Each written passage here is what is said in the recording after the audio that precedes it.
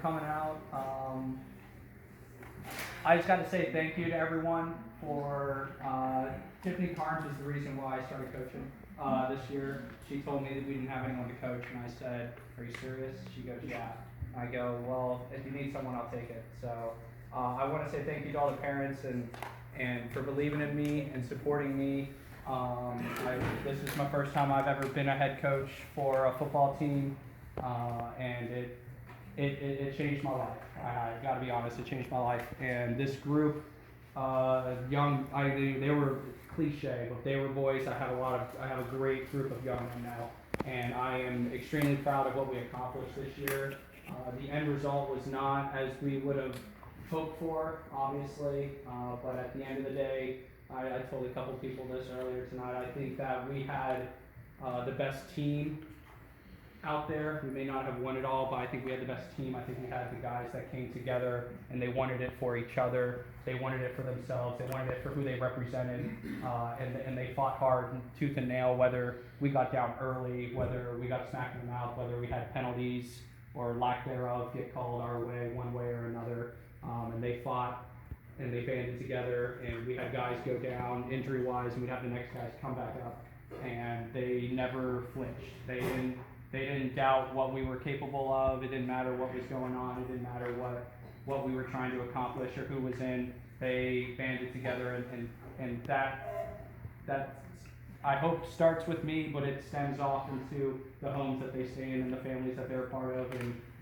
I am truly thankful for, and I hope I communicated well enough and made y'all felt like we were in the loop and doing things the proper way, but I hope that these guys learned that football is more than just wins and losses. It's more than just how many points did we score. It's more than a TiVo jump pass, which is awesome. That was awesome. It's more than that. It's about Fridays. We paid our debts on Fridays. We took out loan yardages and penalties, and we came out to practice and we paid our debts, because that's what you have to do in life, is you have to pay your debts, whether it's running or money or time or energy, but you have to pay your debts and you have to know what you have to give up to be able to win. So I appreciate everyone for, I'm 23, I've never done this before, and I appreciate you guys all for having my back, and believing in me and not flinching when things may have been going left or right with COVID and whatever, and in different situations where, we struggle in the first game and offense is sputtering, and I'm looking at myself, I don't know what's going on, and different things like that. So I just want to say thank you to everyone, and I really appreciate it. I've had a lot of people give me a lot of nice, super awesome, kind words, and it means more than y'all know. And like I said, this team, this group, I preached family the last month or 5 weeks or so of being at practice and being at the games. We preached family. And I wanted them to know that they needed to band together, because it's bigger than yourself. It's bigger than what we're doing. Represents more, and it shows the character of what you have. Because I think, for me, life is not about where you started or where you've come from or what you're doing. It's a matter of when bad things happen, or even when good things happen, what do you do in response, and how do you decide to respond, and where do you decide to go from the good or the bad. You can't get too high, you can't get too low. And there are a lot of times, we had a lot of adversity that I haven't been a part of before, and a lot of these guys buckled down, and they wanted to be better because of that, and for that I'm thankful, and I'm grateful for the parent support and the communication, and obviously these guys here, because I had an awesome group of kids. I think I've reflected a lot over the past 3 weeks or so, past month, give or take, I don't know. And the word that keeps coming back, I write in my book about it. And the word that keeps coming back is just grateful and thankfulness. I was grateful for the opportunity and thankful for the people, and that's really what it comes down to. Because win, loss, draw, 2 points short, this much past the goal line, and whatever it may or may not be. I'm grateful for everyone and thankful for everyone. So I think we have posters to pass out. So I'll say, I'll just go in roster order and for reference, and I'm just going to say a couple things about the individual that's next on the list, and then we'll just come on up after I'm done, or when I call your name, and then sit back down, and then we'll keep on moving. So, one, Crew McEwen. Crew is a very intelligent. He would come, Coach, I want to run this play, and if Crew came to me saying we're going to run a play, I go, you run that play, because I want him to know that he's a 7th grader. He was amongst a bunch of 8th graders, and he took it on the chin to lead this team, to try to keep this. I told him, you got to keep your guys settled in, you got to keep your guys dialed in. But anytime I had to be tough on him, anytime I had to give him that tough criticism on, Crew, you got to slow your roll. You don't know everything yet, so just relax. But he took everything in stride and did a great job, and he worked his butt off, and he wanted to win, and he didn't want to win by himself. He wanted to win with his teammates. So thank you, Crew. You can get your poster.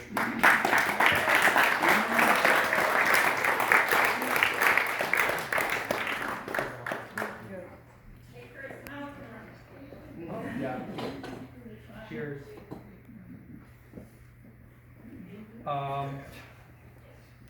Number 2, Nolan. I watched that Tebow jump pass pretty routinely because that play was awesome. And Nolan was someone that really pushed the envelope on what this team wanted to be. He wanted his teammates to always be better, and he didn't want. I've never, like Coach Jeff said this. I can't remember who scored on us. It might have been Freedom, perhaps, and Freedom scored, and Nolan came off the field, was just so mad.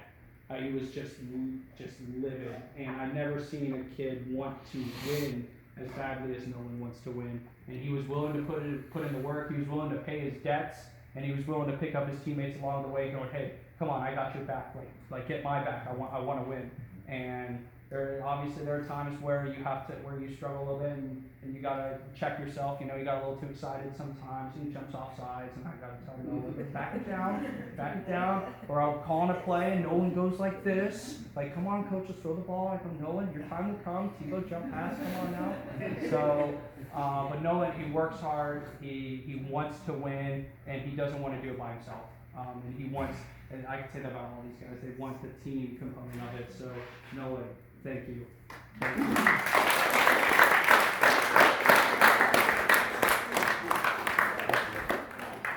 Also, side note, it's like 65, 70% of this team's taller than me. So, that was a real ego. Like, I got sick with that. I sent the Tebow jump pass to my old coach. And he goes, who are you throwing the ball to? I go, not me. I know that's for sure. It's 3, Trent. Trent was such an anomaly because Trent's the guy that, I told him this. I go, he understands what he's supposed to do, but and then at some points it's like, yeah, he goes and blocks and he gets the best block in the world. And then sometimes I'm like, Trent, what are you doing? He goes, Coach, I thought it was the other play. I go, but then he gets in the game and he makes plays. He wants to be out there. He wants to. His football IQ puts him on another level because he just has the instincts to go make plays. He's a good teammate. He doesn't get down on anyone.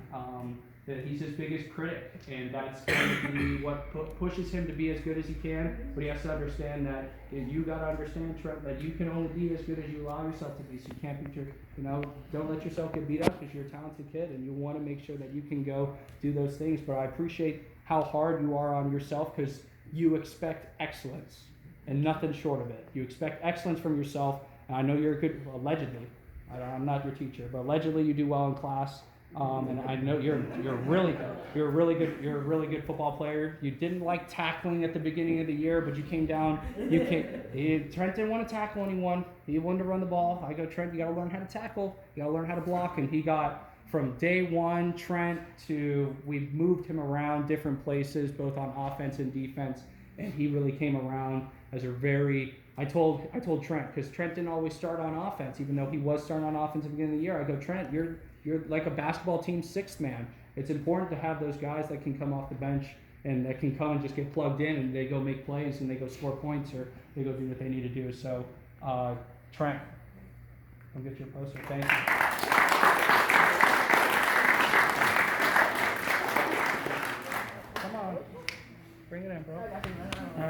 poster. Make a poster. There you go. I'm so slow. Yeah, I know you are. Dana's not here, correct? Dana's awesome. I always thought he didn't like me. I was like, Dana, you like me? He goes, yeah, coach. I go, okay. Well, it doesn't seem like it. So is Jackson Dahl here? Dana does that a lot? Dana doesn't. Does Dana talk at school?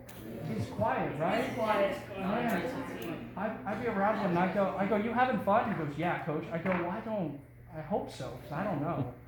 But that dude, he came. He just had to get his feet wet to get underneath him. Jackson Dahl, that dude came from not really knowing how to play football to being a nice, awesome guy that wanted to get on the field. He got a taste of being on the field, and he wanted to keep it. He did not want to give it up, and I really appreciated that. Patty Ice.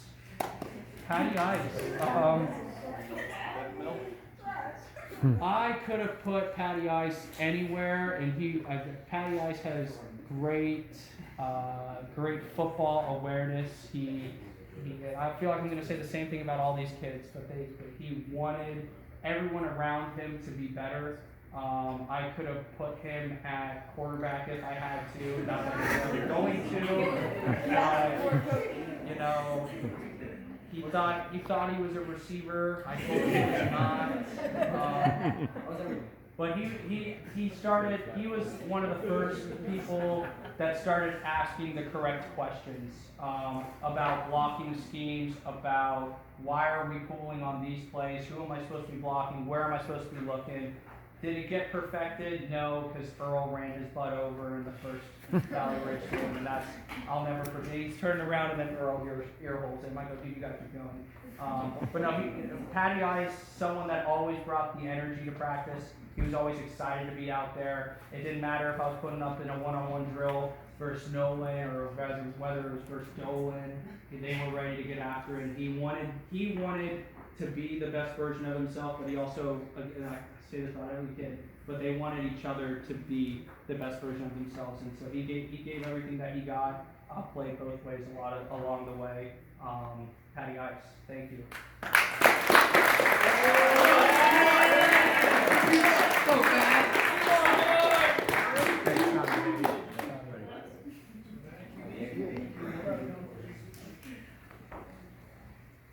Goopnet, Jake Goopnet. Jake had to sacrifice.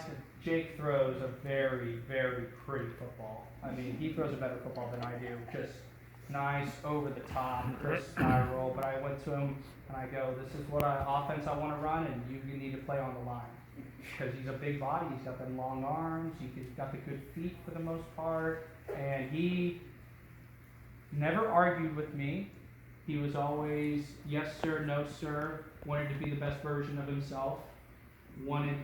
He didn't take criticism and burrow up in his hole. He took criticism on the chin, and he knew that I was telling him what he needed to do because I wanted him to be the best version of himself. And he always was willing to work at it and was always willing to get better. And if he had a bad practice the day before, he didn't have 2 bad practices in a row.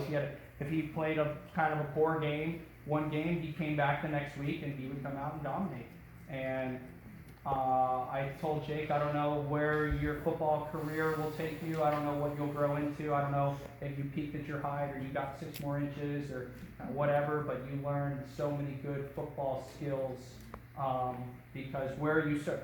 Your 3-point stance was atrocious.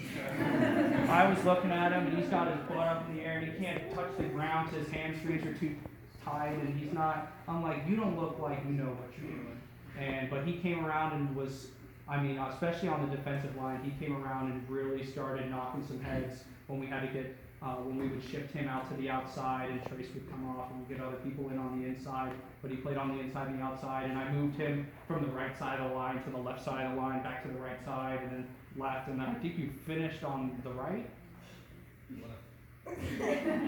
He went back and forth, left and right a lot, and none of these guys complained, but he didn't complain about it. He stuck it out. He took my criticisms as I want you to be better, not that I'm mad at you. And he wanted to be the best version of himself. And he knew, even though he wasn't the one scoring the points, he was a big proponent in why we were getting what we wanted done. So Jake, thank you.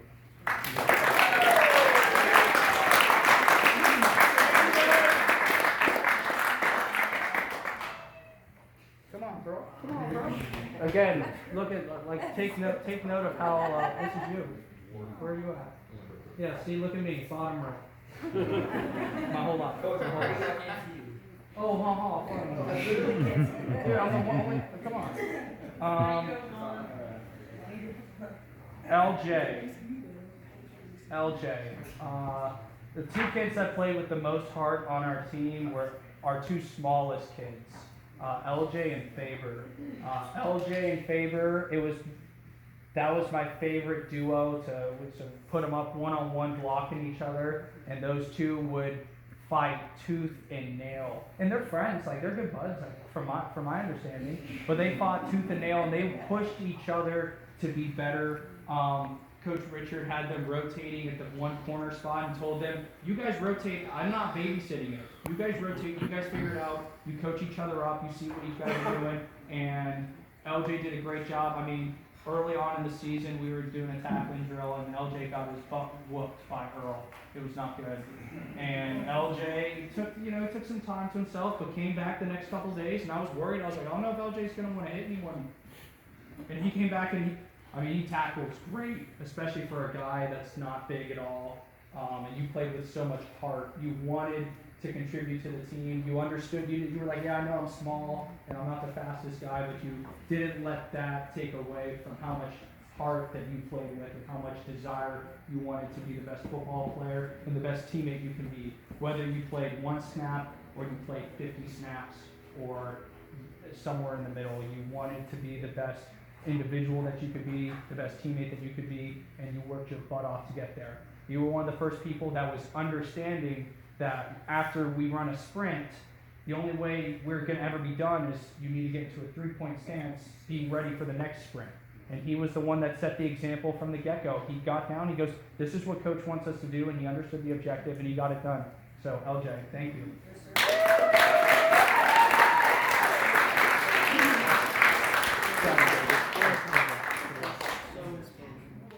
I love the sweatpants. Trace, did you score a touchdown this year? Oh, I skipped one. You're next. Jackson. Sorry, I went from 8 to 12. Jackson set the tone. He was one of the tone setters on the team. He was the verbal guy that called people out on their stuff. He didn't let the bad stuff slide in practice, because that's what I wanted.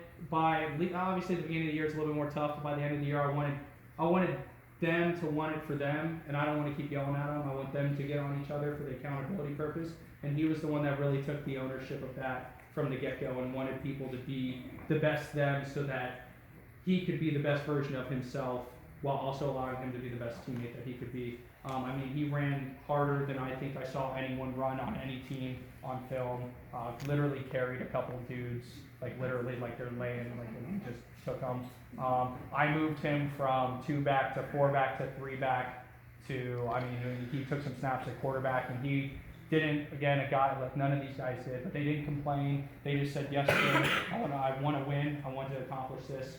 And he pushed his teammates to be better, and he showed them this is how we're going to get done, and he set the tone. So, Jackson, you were awesome this year. Thank you. I appreciate it.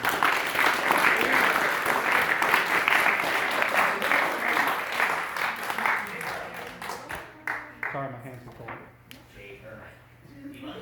Okay, Trace.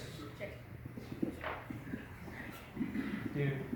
When I started coaching Trace last year, not as much. I feel like I didn't know you really all that much last year. Like I knew, obviously I coached, but this year in the spring, I knew I was getting Trace back. And in the spring, Trace, in my opinion, was a basketball player playing football. He was not a football player. He was a basketball player playing football. That is no longer the case. The way he fought tooth and nail, especially in that playoff game, when he got the wind knocked out of him in that playoff game, and I went over and I was talking to him, and he was hurting because he got the wind knocked out of him, but I could tell he was more upset that he wasn't able to still go, that he needed to take some time off. And me and him had some really heart-to-heart real conversations, but he knew what was needed of him if this team wanted to take itself to the next step. And I had him blocking. You know, I got two giants that I had blocking because this was what we were running was a team-oriented offense, and I'm not putting him a running back. Like, that's not going to happen. So I had him blocking, and he had his number called, and he made some great plays for us. And defensively, I mean, we had one of those Zoom film sessions, and he took what we taught him in this film, and he applied it to his defensive end game, and made some big plays for us. And like I said, he's a basketball player that was playing football, and now he's a football player. And I know he's a great basketball player from allegedly. I've never seen him play. But he fights hard. He wants to win. The competitive edge in him really comes out when the game is on the line. And he, again, was one of those vocal leaders that we had on the team, that when we're running sprints or we're doing what we need to get done, or we're trying to go 1-2 on offense, we got guys jumping off sides, he was the guy that was calling people out, like, hey, focus, we need to get this done. And he took that responsibility from me and he started leading the charge as one of the eighth grade leaders to start getting this in the right direction that we wanted it to go. So Trace, I'm sorry you didn't get your touchdown, but thank you.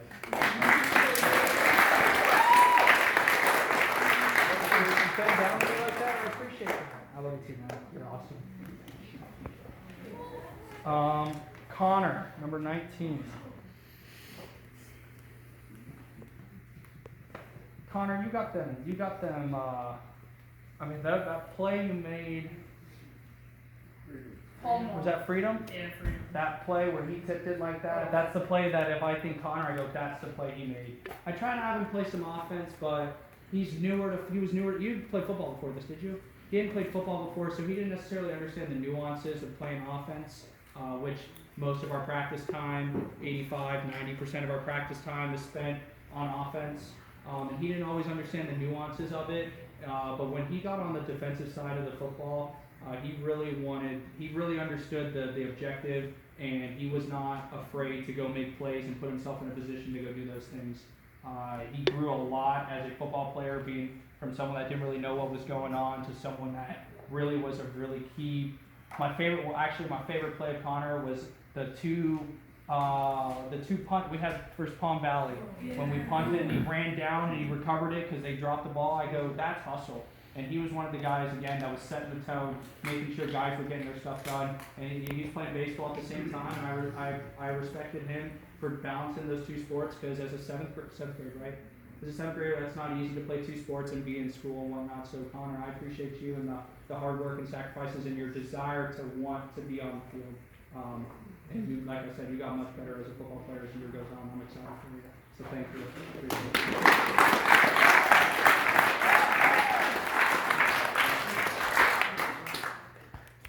You hit any dingers recently? Not yet. Come on, dude. I almost won. You hit any oppo triples like you did with the wood bat? Oh, I like that. Nolan.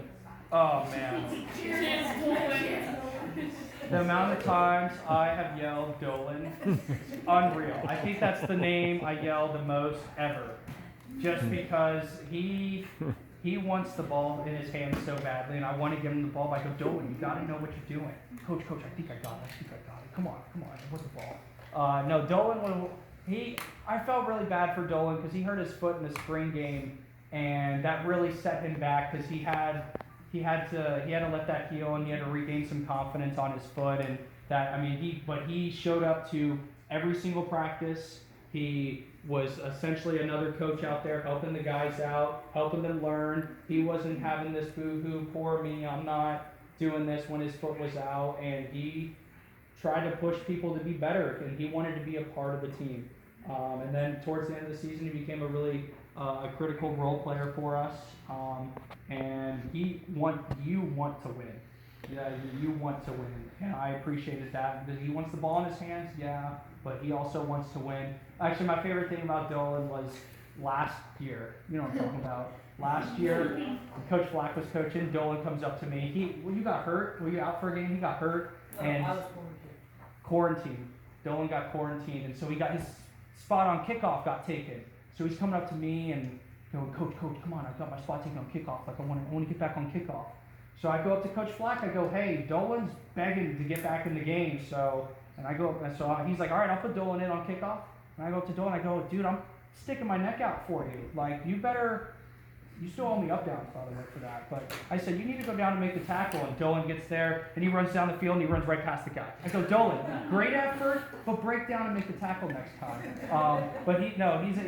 Dolan's a great kid, and he really got better as the year went on. And like I said, I felt bad for him when you were out with your foot injury, but I respected you a lot because you still came out. I didn't ask you. Like, you did it on your own accord to come out to every practice and be a good teammate. It was the first example of us being good teammates towards each other. And hey, dude, I'm proud of you. You got a lot better as the year went on. So thank you.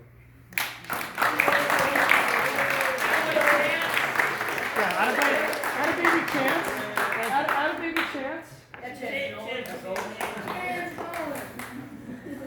One of two soccer players. Lupo's here, right? Yeah. Lupo. This dude is so quiet. Is Lupo that quiet in school? Yeah? Not really. Okay, well, Lupo, I was impressed with Lupo because Lupo, you hadn't played football before, right? No, and his dad reached out to me and said, my son plays soccer, wants to come out, and I was like, okay, well, let's see what we got. And he's a runner. I mean, that dude can fly. He's got some speed, and he wasn't afraid to.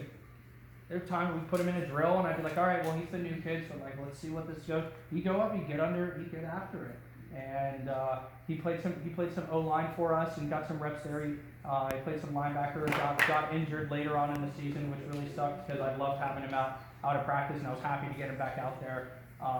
But like Lupo was one of those examples of kids showing up, not necessarily knowing how football worked, not necessarily knowing the nuances of football, but wanting to get better every day and having a good attitude about it. Always said thank you after practice, which I always appreciate. Not that Trent did as well, like a lot of y'all did, but I appreciated that you guys always, that you showed that you wanted to get better. Because that's all I can ask.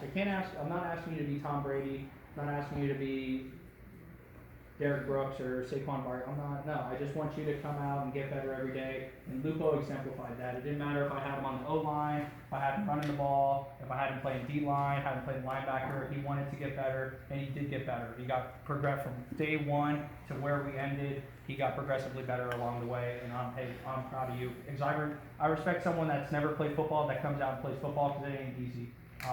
And I hope you enjoyed the team. I hope you enjoyed playing because it was awesome. So thank you.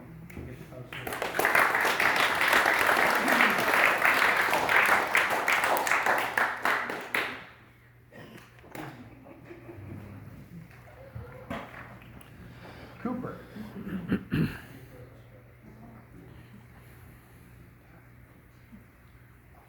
Same light as Lupo, kind of came out of left field. I mean, you don't play left field, do you?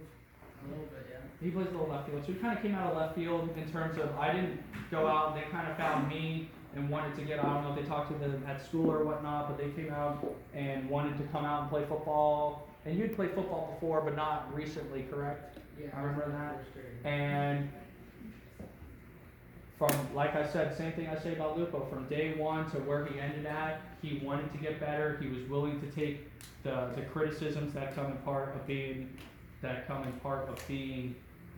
becoming a good football player. He took them on the chin and didn't get swayed one way or another, whether it was good or bad. He kind of was always pretty neutral, and he came down and he was not making tackles when he first showed up, and then had some awesome tackles against the first Valley Ridge game, which was awesome.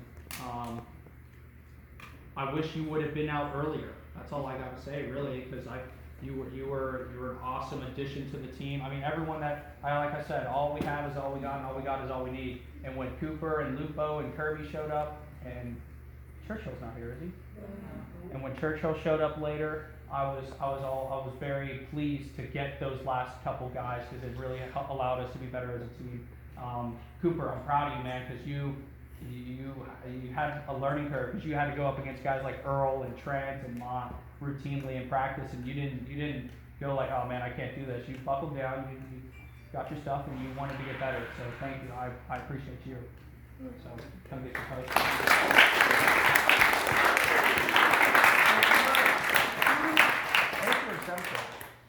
You're an 8th grader. Yeah, I wish you were 7th grade. You're very welcome. Faber. I already spoke about Faber once. I'll say it. Faber and LJ had most heart on the team.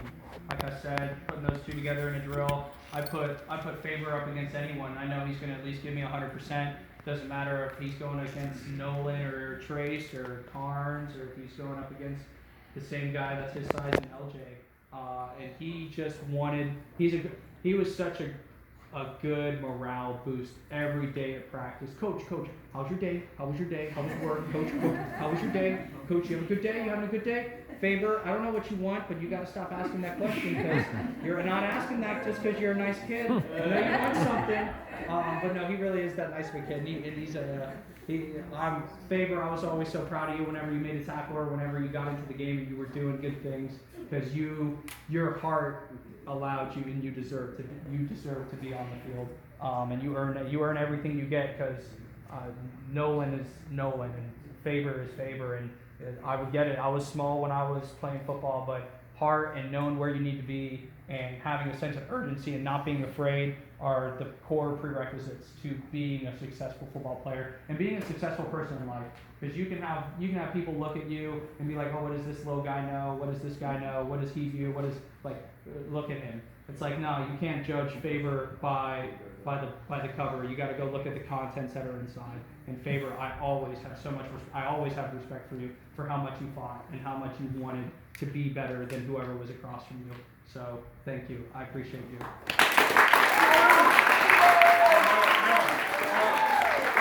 gotta add something right here. I found out this week because Lucas had an interview, I guess. There's something called Carson Faber TV or what's the deal with that? What is Carson Faber TV? Hold up. The show in the morning I make. And the show, literally on media, they all come in to get interviewed about Carson Faber. This is like a school-wide thing? Yeah. It's like it's on like the TV in the classroom type of thing? No? Oh. But so they all got it. The Carson Faber show? It's a great show, Coach. Hey, come on, send me a link. I was amazed. Send me a link. That's amazing. Hey, Faber, for what it's worth, my superlative in high school was most likely to have my own reality TV show. So There you go. you're living out my superlative. That's awesome. Speaking of Mott, Johnny Mott. Facts, bro. Facts, coach. Facts, coach. Johnny Mott would text me, Coach, what about this? Coach, what about that? Okay, facts, coach, facts. Everything's facts with Johnny Mott.